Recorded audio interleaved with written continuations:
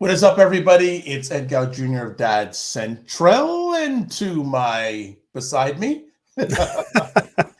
How many times have we done that and just totally messed it up? So I love your modification to beside. Oh yeah, I don't like to do the same thing all the time. I have to keep it fresh. Keep it fresh. Yeah, we are with Drew Solon of the Dad Central Show. What's going on, Drew? How you doing? I'm doing good. School is coming up as we're recording this, and also we just finished offering a second master class in our Dad Mentor community, and it was on stress and managing stress using the Shank yourself right. So some great things, great attendance, and just great insights on how to apply it. Since with school coming up, many parents, many dads could feel the stress or not, but it's good to understand how to manage those things. Absolutely. What's going on with you? Well, with Drew's thinking and allowing, actually just recently did 3 facilitations about fatherhood to different groups in the Greater Toronto area, and incredible memories, incredible stories. And it was nice. One of the sessions I had a chance to facilitate, it was about 8 dads and 3 grandfathers. And that was a totally incredible experience for myself. And also the fathers and grandfathers were of a different cultural community that I am.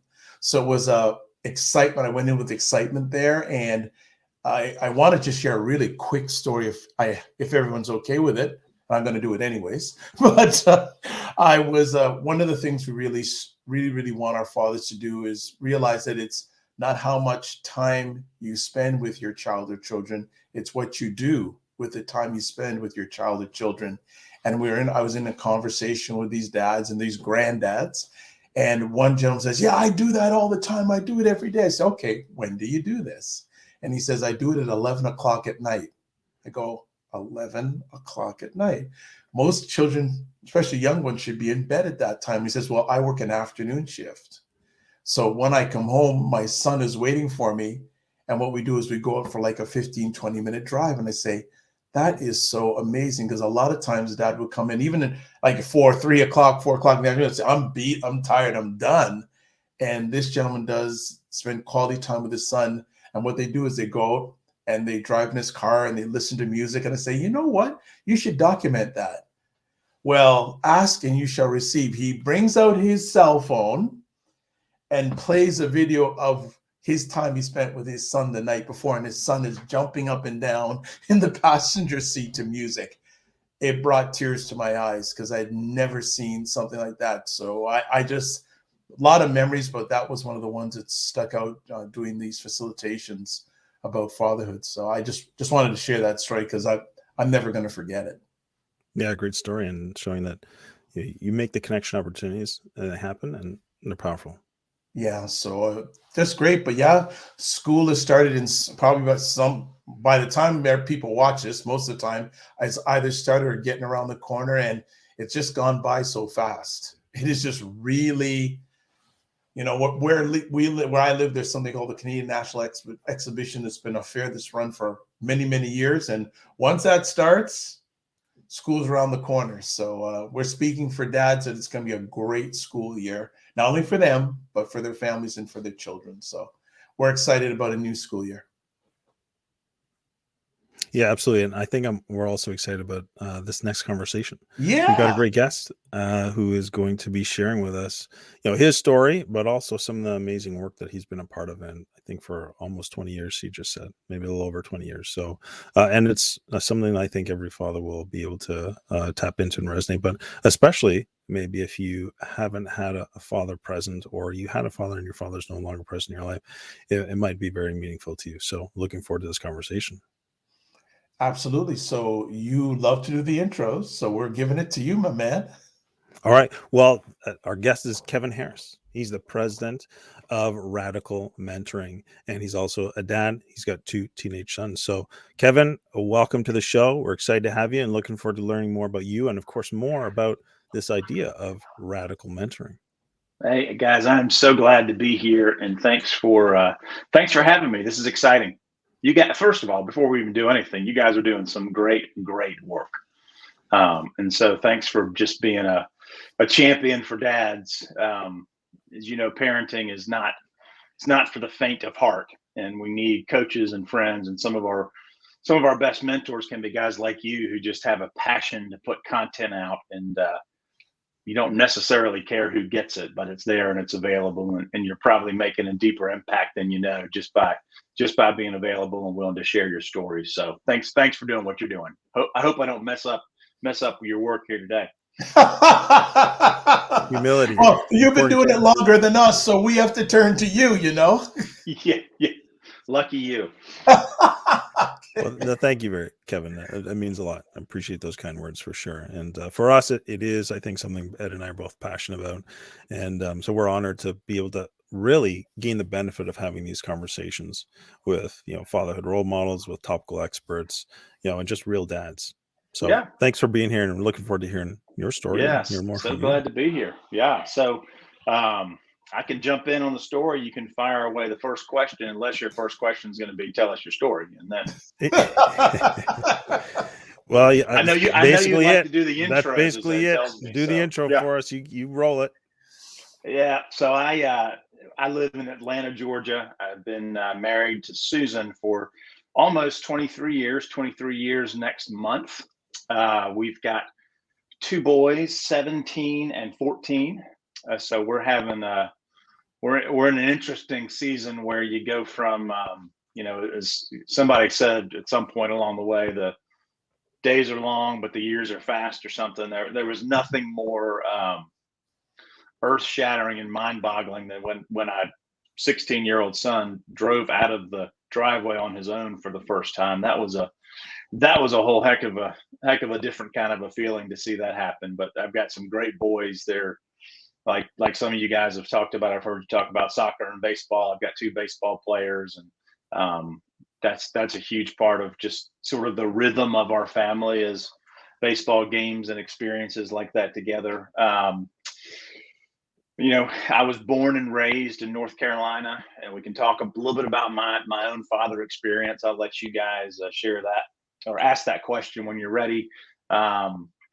And on a day-to-day basis for the last 8 years, I've been on staff at this organization called Radical Mentoring, which changed my life 21 years ago, when I was able to sit around the table. A guy named Regi Campbell, who was my mentor, invited me in to be a part of his group. I was able to sit around the table with 8 other guys as we sort of entered. We were all sort of stepping into that season of newly married, some new dads. And we had a guy in Regi, who was just a step or 2 ahead of us, whose real sole purpose was what God dropped on his heart, which is, I just want you to dump out what I've done in your life, and you invite these guys around the table, and you give them the opportunity to catch some of those things. And it changed me. And so 8 years ago, Regi asked me to join him, and Regi passed away 3 years ago now. So our ministry and his legacy really kind of leads on through what I get to do every day, which is connect with leaders like you guys, or pastors, or others that just really have a heart to want to coach and build up the next generation. Wonderful. Well, condolences on the loss of your mentor. And just want to ask, though, what things did he instill in you that you carry on with today, not only as a dad, but as a man? Yeah, one of the biggest memories in conversations around Regi and I had was just this whole idea of forgiving your father. My dad passed away. He was in a car accident when I was 16 years old, and so Wow. it wasn't. I didn't hold a lot of. There wasn't a lot of grudge or animosity. I mean, we've all been 16-year-old boys. We're not always the bestest of friends with our dads at that age and stage. But what Regi sort of drew out of me was that I just was living with kind of this unanswered tension of, did I get the best out of my dad? And that forced me to kind of just live with, there was a burden around that for me. And so one of the exercises Regi sort of had us all think about was this idea of firing our fathers, which sounds a little harsher than it really is. But forgiving and firing our fathers, forgiving them to say, look, my dad, when he passed away, he was in a job he didn't like, probably, depressed and frustrated about the money he was making and his ability to provide. And so, he did the best he could under the circumstances he was in. And it may not have been at that particular season, the best model for being a great dad. And I just had to learn to forgive them. Or in some cases, guys who need to fire their dads, who just, man, their dads were really super tough, and they just carried this burden and this anger and this bitterness towards their own dads. And that just was shaping everything around how they were raising their own children. And just that idea of, you might just have to fire your dad. That was an exercise Regi had to go through at one point. Just that idea of sitting across, literally with an empty chair in front of you, and having kind of a final conversation to air the things out that, your dad's wasn't, in his case, his dad wasn't sitting there. In most cases, the dad isn't, but it's the burdens that a lot of us as men share. So those were some of just those conversations that we got to have with Regi, who just really, his desire was, I just don't want to see men, a season of life behind me, make some of the same mistakes that I have made. And so if I can just create a safe place for these guys to share their stories, to be known, out of that, conversations of faith and marriage and parenting and all those things sort of flow, but they flow out of the idea of, this is just a safe place where we can just bear some of the good, the bad, and the ugly of our souls. And so those were some of the great, the great memories of that time with Regi, for sure. Well, condolences on, again, loss of and your own father. And but we could just spend the whole conversation on that. Yeah. But I'm going to pass it over to Drew and let him continue. Thank you for sharing, though. I appreciate that. Sure. Yeah, there are quite a few things that came up for me just as you were sharing that. But the last thing that came up is this idea that there are these blocks that men face, that unless you have a Reg in your life that kind of helps you recognize it, that we could be operating for a while with these blocks or these things that are preventing us from actually either achieving the things we want or becoming the people that we want to be and having the relationships we want to have. I don't know. What are your thoughts when I say that? That's kind of what came up for me as you shared at the end. Yeah. And I think that's the beauty of sort of what we ascribe to in this mentoring relationships is, you're 100% right that we all have these blocks. And the challenge that many of us face today is whether it's pride. I don't want to ask somebody a question about parenting because I don't want them to think I don't know what I'm doing. All the stuff that we as men deal with, we might turn to Google to tell us how to be a great parent before we talk to a guy that's a little further down the road than we are. And that is just, it's a disservice to the generation ahead. Experts have said we're becoming sort of this peer-raised society that rather than look ahead and get input and wisdom from somebody that's ahead of us, we're just going to ask our friends. We're going to just search around for a good answer, and we're just going to go try it. And I think what we're trying to do, and I don't want, this is not by any means a commercial for Radical Mentoring, but what we really just try to do is say, hey, there's men in your life who just have a desire to want to share story and share some of the places they've been and some of the areas where they've got it right or got it wrong. And if you're willing to sort of raise your hand and step into those relationships, there's incredible value that happens. Yes, in those groups, there's some peer-to-peer conversations, but it's really a chance just to hear from somebody who's willing to say, hey, here's some things I got really wrong. Here's some things I got really, here's a great question you might want to ask your kids one of these days. I think that's the block is, yes, the block's there. And sometimes we do ourselves a disservice in getting the block out of the way because we're just too afraid to sort of expose what we don't know. And so we'd rather fake it till we make it. And in the case of parenting, you're molding and shaping another life. Tony Evans says, every man needs to be a 3-generation thinker. We need to be thinking, what in the world is going on ahead of us? How am I going to be raising these kids? What's going to be happening with grandkids? There's a generational impact that's 3 generations wide that we just need to be really, really aware of. And if we're bumping into blocks, that's not going to help us sort of hit that get through some of those challenges that we know are on the way. Yeah.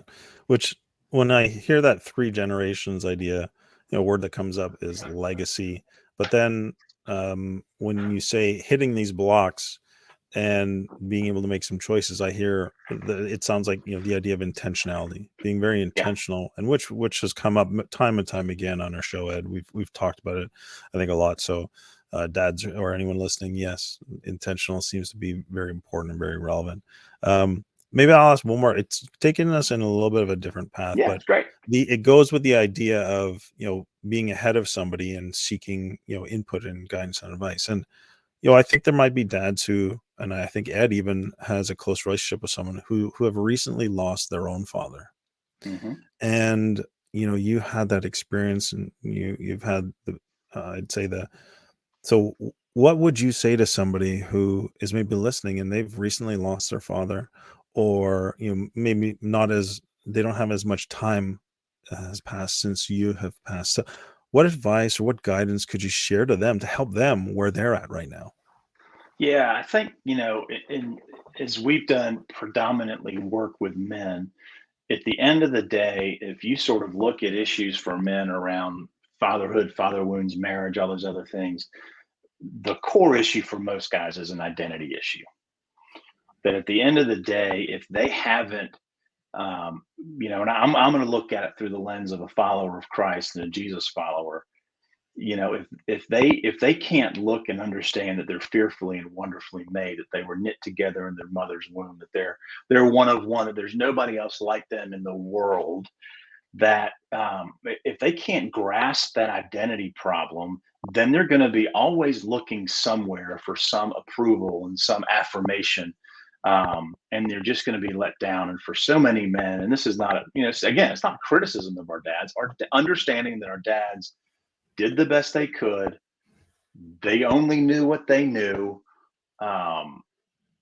And for some of us, it is, we may go to our dads in those last seasons trying to get some affirmation we never got before from them, which is unfair to our dad. It's unfair for us to put this unspoken expectation of, here's what I desire for my dad to say about me and know about me. And because that may not have been how he was raised or how his dad was raised. And so if we can get the identity piece figured out, that creates so much freedom to love, that creates so much freedom for us to receive love, knowing that, the words somebody says about me, a dad, a friend, whoever, it pales in comparison to the way our Heavenly Father views us. And so I think even if you've just lost a dad, understanding that, so many guys, the ceiling for the way they see God it bumps into the way they see their dads. And so if we can sort of not discount our dads, but understand just the right healthy level of perspective around just the roles of our earthly fathers, and then the view that our Heavenly Father has of us. If we can get those things right, it just helps us in all those situations. That was my issue. I was 16, so I didn't have a lot of life perspective. But I sat with Regi for the first in 2002. So I was, I was 10 years at post losing my dad. And Regi was just a guy that could kind of look at me and go, if you don't change your view, you don't change your perspective, if you can't understand that God didn't do this to you, that he wants something for you, then you're going to kind of live your life, your spiritual life, as this somewhat bitter, unhappy guy that just thinks God was against him for some reason. And you got to get through some of that stuff. And so, it took me a while to deal with it. It's not easy. Dads it's that whole 3 generation thing. Dads are really, really important. Absolutely. I like how you says, we have to be real and honest here. Sometimes they have to go through things. And I'm a firm believer, sometimes in order to get through, you've got to go through. You got it. Yeah. You got to go through. So, Drew, you want me to jump in, or you want to continue on? Yeah, hop in then. Okay. Again, we could spend like four days on all of this stuff. I'm going to transition a little bit and say, and let us tell our audience, what has your journey been like being a dad? You know, have you had any fears, hopes along the way that you've encountered and had to overcome? Nope. None of that Okay, stuff. we can No, shut down now. yeah. I mean, Drew was talking about stress with dads earlier. No, don't understand that. Should I tell you about this morning? Do you want to hear about that? You know, You can talk about anything you want. It's been Gary Thomas in Sacred Marriage talks about, your marriage being the mirror by which you really view, you can view yourself. Parenting for me has been a really, really big challenge. And as I've had to tell my boys multiple times, especially over the last couple of years, I've said, you're now at the age where I lost my dad. And Wow. so, I have now run out of all my examples. Like I don't know I didn't know I wasn't parented when I was 16, 15, 16, 17 years old because I didn't have a dad. So I am learning this as we go. I had a talk this morning with my son on the way, my 17-year-old on the way home about identity. Again, we talked about it earlier. Just this idea that, we had a parent teacher conference. Our kids have been in school for a week, and his counselor was talking to him about how she wants to see him really grow into who he is and not be so burdened by all the pressure and all the noise and all the conversations around us. And if we don't make a baseball team, that can create all kinds of angst in us. And my conversation with him this morning was like, buddy, do you want to know why I'm sometimes an angry, I can come across as an angry and disgruntled dad? It's not because I don't love you. It's not because I'm just angry and disgruntled. Oftentimes it's just because I'm trying to keep everybody at distance because something's happened that's keeping me from wanting to expose my soul to you because I want you to see me in a certain way. And so this identity thing is not something you figure out as a 16-year-old or, by the way, as a 48-year-old. It's a constant reminder that, you've got to, I got to hear Tim Tebow speak last night. He just talked about that song, The Voice of Truth by Casting Crowns. And that idea that, man, the voice of truth is going to tell you a different story. It's going to tell you not to be afraid. It's going to tell you, the shame can't conquer you. And so, those are just I'm trying to just instill, again, I talked about Andy Andrews, who's just a really great author, but I don't want Thomas to be a great kid. I don't want my son Bo to just be a great kid. I want him to be able to think as what a great adult. I'm trying to see them as Thomas is going to be out of he's going to be out of the home. And I want him to be able to process identity when he's sitting in his dorm room and he realizes he's not the smartest kid on the freshman hall, that he's not as popular as he was when he was known by everybody in high school. And so I'm just trying to find those things. But parenting is really, it's been a, obviously it's a great reward, but it's really hard. And I think, as you guys know this, I know this is a dad conversation, but the greatest gift we give our kids is a stable home, a loving and a caring marriage.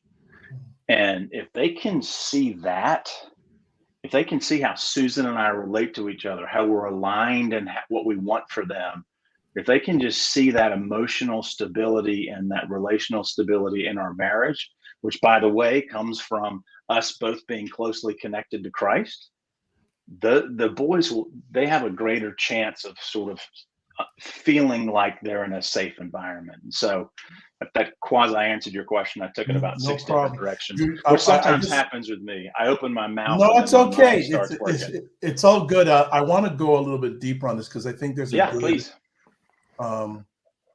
Opportunity here for a lot of dads. Because what you shared with us is that you are very open and honest with your sons. Yeah. With your kids. Not all dads are that way. No. So it's hard. It's hard. So is that a place you started from, or did you have to grow into that phase of being a dad? I had to grow into that as a husband. I had to grow into it as a friend. And then I've grown into it as a dad. Not with, I've had some issues with depression. And I've just wrestled with, it's exhausting to pretend. It's Talk exhausting to to me. put a mask on if I've got to be somebody at work, and then I got to come home and put my mask on because I got to be somebody at home, and then I'm going to my kids' baseball games and I got to put a mask on because I want, I'm comparing myself to the other baseball dads, and I've just, I just have gotten to a place in my own life where I can not, I don't have it figured out, but when I'm at my best, I'm completely confident in who Christ is in me. And because of that, I'm able to share more openly with people just about the things that are really going on, because I've gotten to where it's just too hard. Because look, and it usually takes one person. This is what you guys are doing, right? You're trying to get to a place where you don't want dads to have to fake it. You're trying to create a place where you guys are living your dad life in front of others on this podcast, on the seminars you're doing, in the masterclass. And what you're doing is you're just modeling. You told your story earlier. You were talking about moments, this idea that Mark Batterson says time is measured in minutes, but life is measured in moments. Mm-hmm. And you're saying, and then this guy shows me his phone and I'm weeping. That's not because you're trying to be just tough, when I told him to put his phone down and said, men don't cry. I mean, it's just a lot easier to live this authentic, true, well-grounded, anchored in life in Christ, and let that be the way that you're choosing to live. Because if you're not doing it, your kids won't. My boys won't see it if I'm not living that way. So they want to understand how to be a great friend. They want to understand how to be a great husband. They want to understand how to be a great teammate if they're just trying to put on this mask of I've got it figured out. And man, when you look at the depression rates, the suicide rates, the anxiety rates, we can see how that play is run. And I just don't want to see my kids, my boys specifically, I don't want to see them 15 years down the road just in that same position I was in. And so it's Wonderful. It's just a passion of mine, Stuff. just to be real. That's good stuff. Thank you. I want to bless you for what you just shared. I think there are some fathers, whatever age, that need to hear that. So thank you, Drew. Yeah. Yeah, and I'd love to just build on that, because I think the important concept or idea here is the idea of emotional and psychological safety, and how crucial that is, because what you're essentially doing is creating an emotionally and a psychologically safe place for your sons by you modeling it, what you're referring to yourself, by being authentic yourself, by being vulnerable yourself. You're helping them feel that it's safe for them to be authentic and safe for them to be vulnerable. And I mean, there's a lot more that goes into it, but I think that's a very important place. But recognizing much of the world that we're in is unsafe, or can feel very unsafe. And so I think, I also heard it described, the dean of our School of Business right now, she's a African-American woman, and she's spent a lot of her time, in the US. She's American, but she talked about when she was a faculty member in North Carolina, actually, and having to put on her armor before she would leave her home to, get to work. And so the recognition is that, there's a lot of people who it's not safe to be authentic. It's not safe to be real, because what they're going to do is they're going to attack. And so I think there's an important concept here of, recognizing at home is where it should be safe, and we want to create those safe places in our homes, but also recognizing that as parents, we also have a responsibility to model, I guess, healthy, wisdom about where and how and when to do that, and to find the people who can create those spaces for you. Anyways, this is more just me talking, but I think it's very crucial, this authenticity, this another point maybe you can talk more about, because I think it's valuable, is the amount of energy. You said it's exhausting to wear masks. Can you talk more about that? And how would Yeah. one recognize that, or how did you recognize that that was going on for you? I mean, I saw it in my dad. I'll tell you that before he passed away, as I mentioned, being in a job he didn't love, he would come home and he would just sort of plant himself in the recliner and put the television on and read the paper and just disconnect. And to me at the time, I didn't know exactly what all that was, but that was his way to try to get himself recharged again, knowing that he was having to he was stepping back into the home. And so I think, for me, it's understanding what gives me life. It's understanding what takes life from me.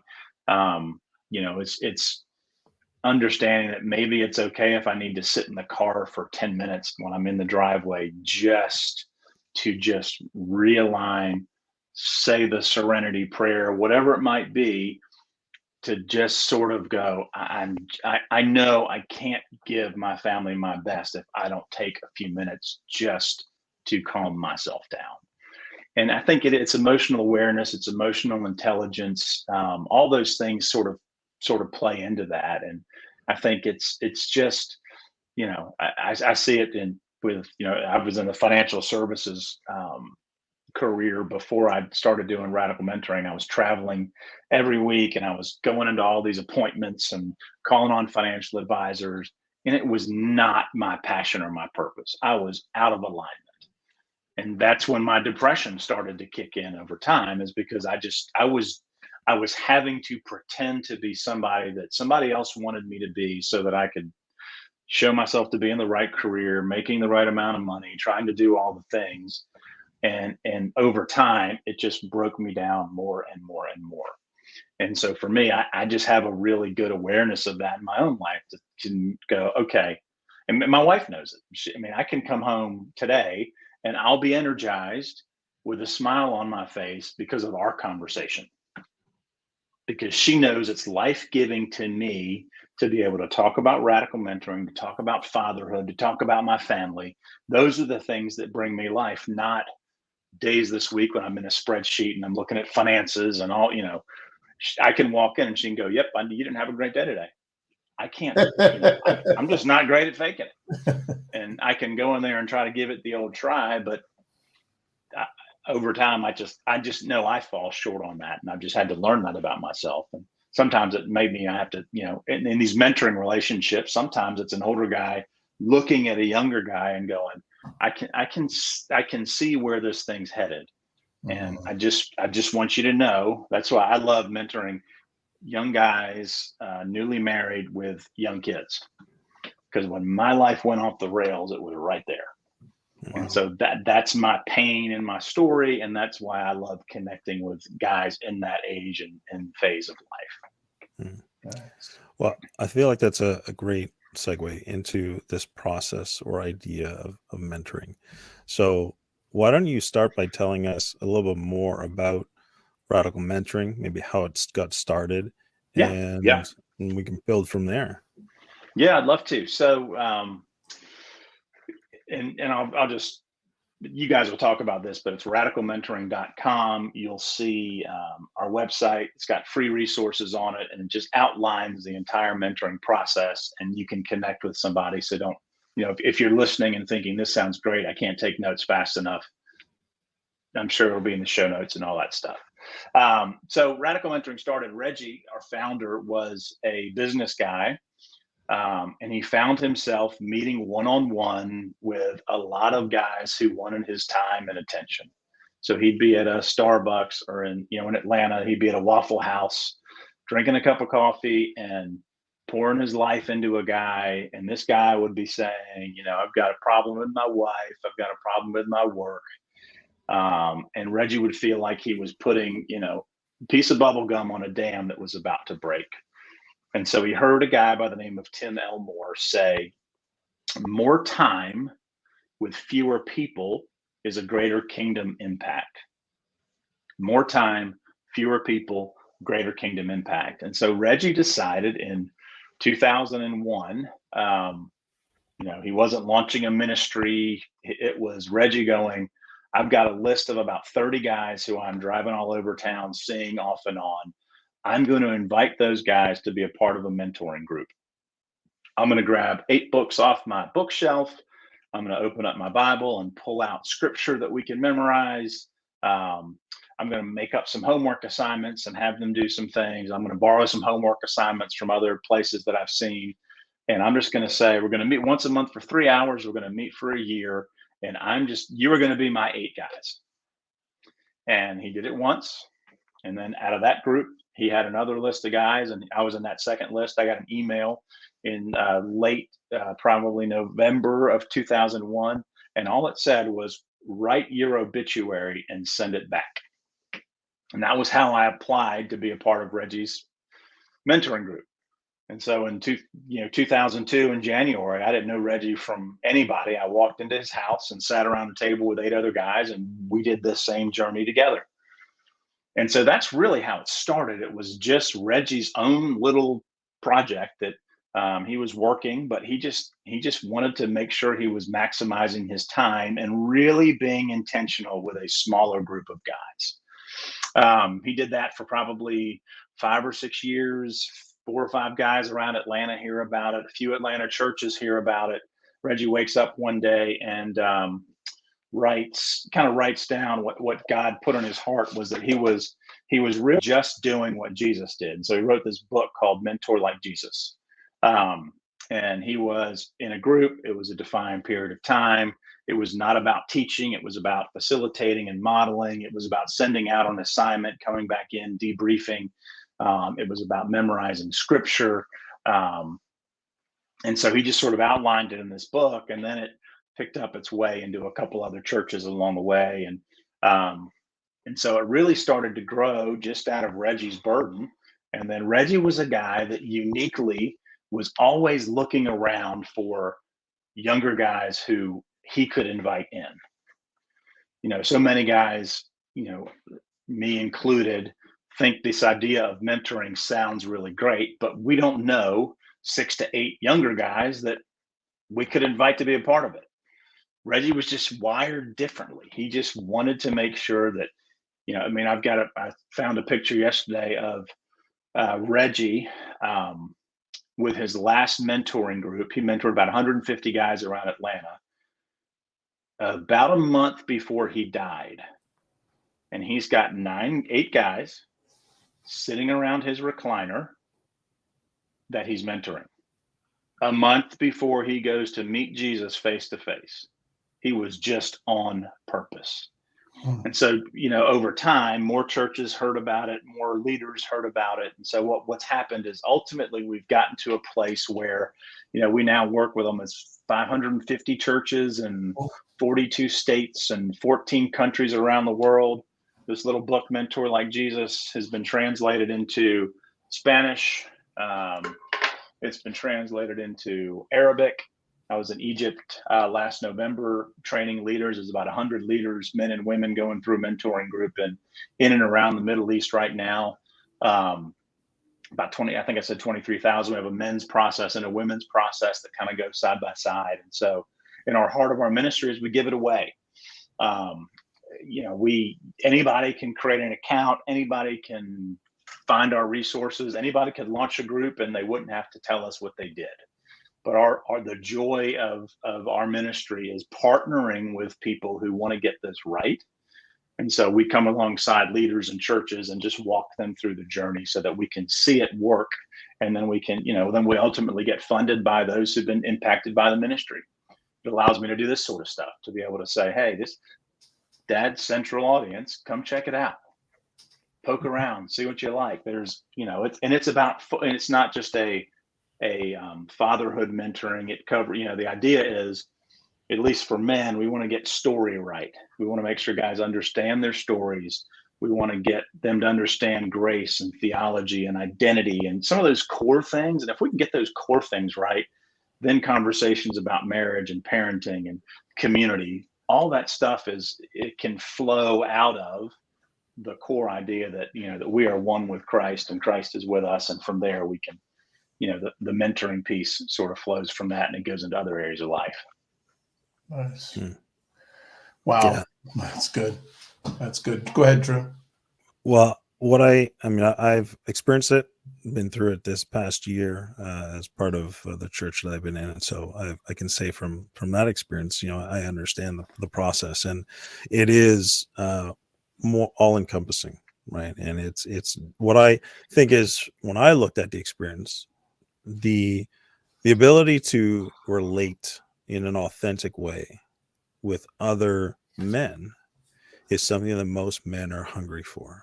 Yeah. At least all the men who were in the group that I was, when we were at the beginning saying like what you're hoping to get out of this group, that was to a man what was expressed. And so I think that this creates a safe place for men to do that, to connect in authentic, real ways, and be vulnerable. Of course, every group is different, every dynamic is different, but that is, I think, a fundamental need. Especially we've all gone through the pandemic, the isolation, the loneliness. It's only exacerbated by, I think, the world that we live in, as far as with these digital devices, everyone's stuck in their face. Excuse me. So there's a lot that is coming against men, or just people. Yeah, that's right. With the world we live in now. And so to be able to create that environment is, I think, very powerful. And it's something that, we aim to do as well here with that Dad Central. But anyways, so can you talk to us from the perspective of somebody who may be listening to this and be like, you know what, this is interesting to me. I'd love to get a mentor, whether they can join a radical mentoring group or not. Like, can you talk about what's a process someone would go through to be able to start to find a mentor, and then maybe talk about the value of mentoring, just as far as what somebody takes away from that process? Yeah, what we hear consistently is the life change that happens for the mentor is oftentimes greater than the life change that happens in the mentees. That the mentoring is a calling. It's a identity that gets ascribed over time. It's not, if you want to mentor to just get a gold star, or get some attention, or get somebody to say, hey, congratulations, Kevin's a mentor, you're in it for the wrong reason. If your desire is to change and impact the next generation and see generational impact happen, mentoring is to me, it's a great way to do it. And ours is just a framework. Yes, there's books, and yes, there's assignments, but as you so beautifully said, Drew, the idea is amazing things happen when men can be in community like that, where you share your stories first, and you kind of go all in, and the mentor usually leads the way, and the mentees will follow at the same space and pace that the mentor does. Once you get those stories shared, it takes a couple months for guys to kind of get into the rhythm of it. But I mean, on my board today are two of the guys that were in my group in 2002. I will see two or three of them. They've been involved in golf tournaments we do and other community things. Most of them had led groups on their own. These are guys I didn't know when I walked in the room with them in 2002, and it could have just been a small group experience, but it was more than that. And so that's just an amazing thing that happens for the guy that thinks this sounds great and I really want a mentor. That's part of the challenge is, the one-on-one mentoring relationships can be beautiful, but they can also be a burden, because there's that feeling of, all right, am I leading this? Are you leading this? And what are we supposed to talk about this time? But sometimes it's just, hey, you see there's a guy that you've seen at church or at work or somebody's in your neighborhood, and there's a prompting in your spirit that says, man, I just would like, Drew's operating his life a little differently. There's something about the way Drew is parenting. Somebody sees you're watching your kids play soccer. There's something different about that. Something different about the way Ed's operating in the workplace. I'm going to be bold enough to say, hey, can we go grab a cup of coffee? I just want to hear part of your story. And that's kind of, I hate to say that's as complicated as it needs to be the first time you get together, but It that's doesn't. really, Doesn't have to that's be about it. anything more than that. Yeah. Doesn't need to Hey, be more I than that. watched how you encouraged your son on the baseball field, and I just wanted to hear more about why you're operating. You don't yell at your son like all us other crazy dads do. Why is that? Can we sit down and have a cup of coffee? Most guys would say, yes, absolutely, sign me up. And then guess what happens oftentimes after that? It ends up being a second cup of coffee. The harder part is then how do you get the relationship, and how do you get them to see the, radical mentoring is not a great fit in that one-on-one context. But I do think it's just being humble enough to recognize you haven't got it all figured out, and bold enough to go ask somebody to go sit down with them, have a cup of coffee. And that's how those relations, that's how Reggie started it.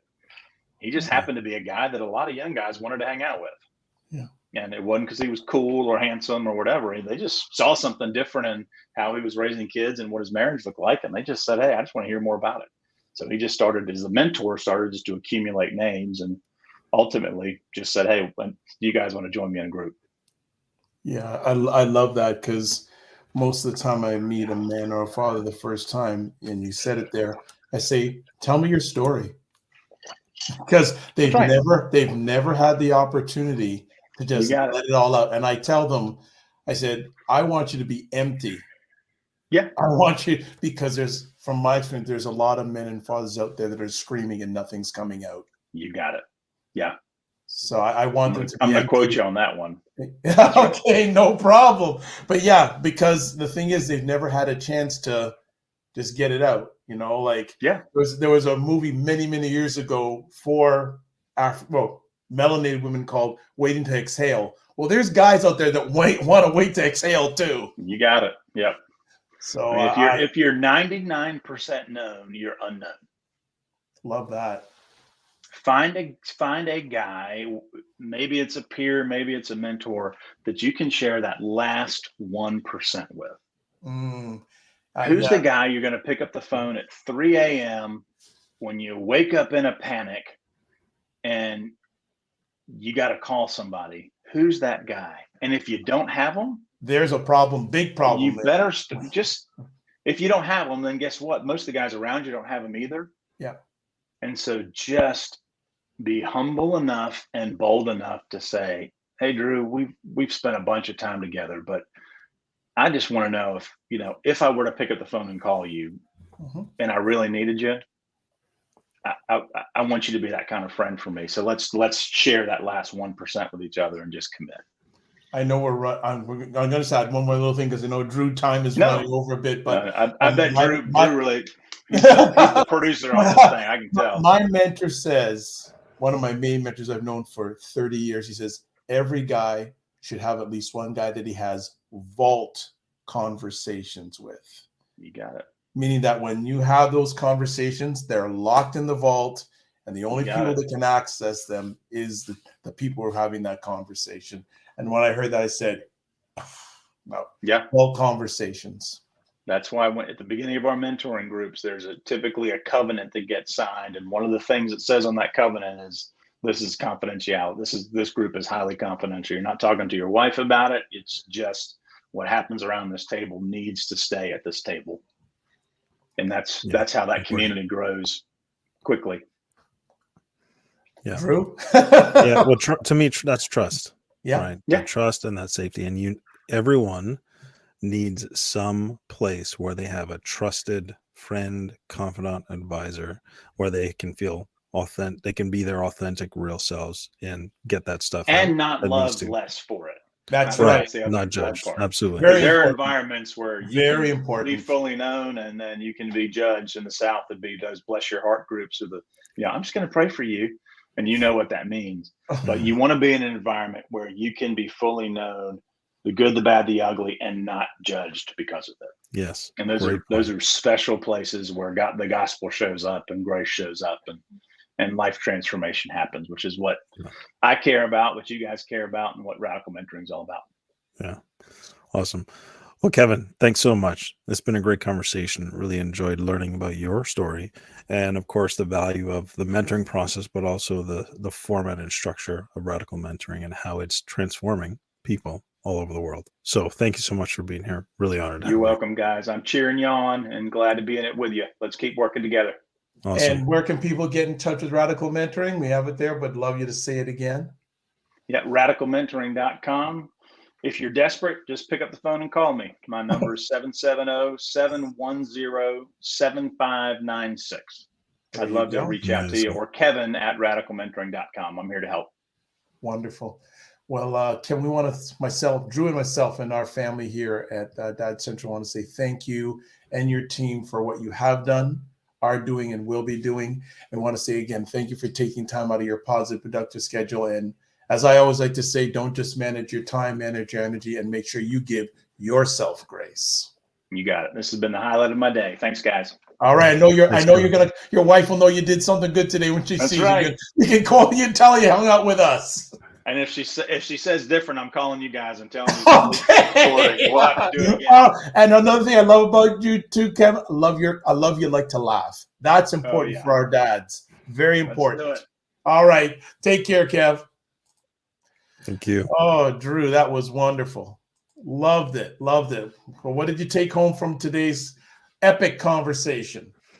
I think that last part about be humble, but be bold, because it is important to take that step out to get the either help, the support, the connection, the relationship that's going to help you getting what you want ultimately. And so I think isolation, fear, it impacts dads a lot. And I think that's a big takeaway for me from this conversation. Nice. I could spend the next 2 hours on it, but I think one of the things off the top of this shiny head that I took away is just being honest with yourself, because every dad, every man has a kryptonite.